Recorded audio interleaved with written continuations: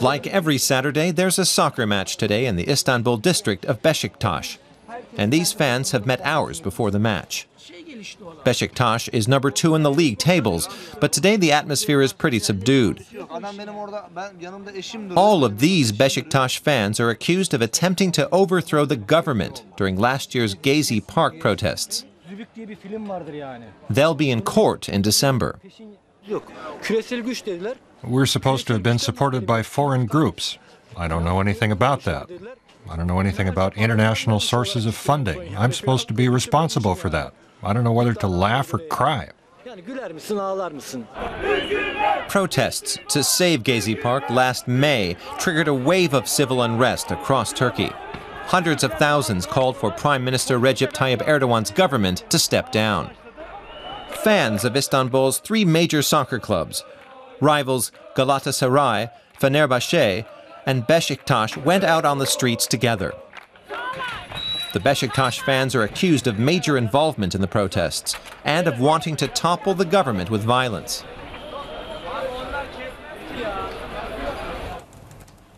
Human rights activists say the government is now taking its revenge on the democracy movement in Turkey.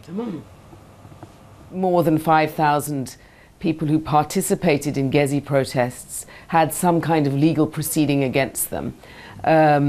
And we saw the organisers of the Taksim Solidarity platform charged with forming a criminal gang.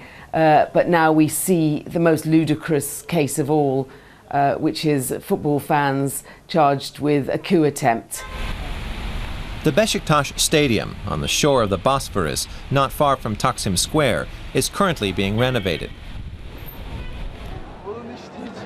The district is known for its relaxed Western lifestyle. The public consumption of alcohol is a part of everyday life here.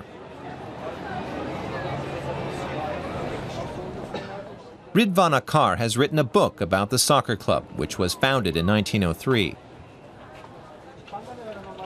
He says the fans have always been in conflict with those in power. In this district, in the last elections, about 80% voted for left-wing parties. Besiktas fans have always been on the side of social critics. For example, protesting against the government's nuclear power plans, or fighting for the rights of Christian minorities. That didn't please earlier governments either. The fan spokesman, Ayhan Guna, doesn't deny having taken part in the Gezi Park protests. He says it was about saving the park near Taksim Square. And he says there's no evidence to back the charges against them. He has the support of the locals. Our boys went to Taksim Square to help, nothing else.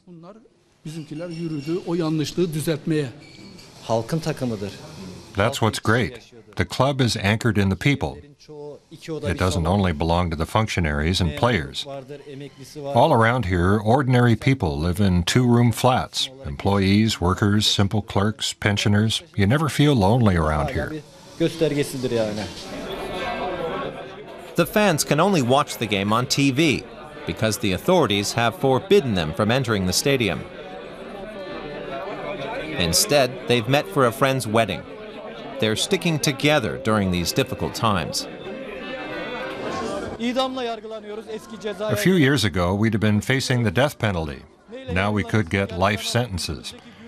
But we're trying to keep our spirits up. The people who put us on trial will have to answer to their conscience one day. That's little consolation.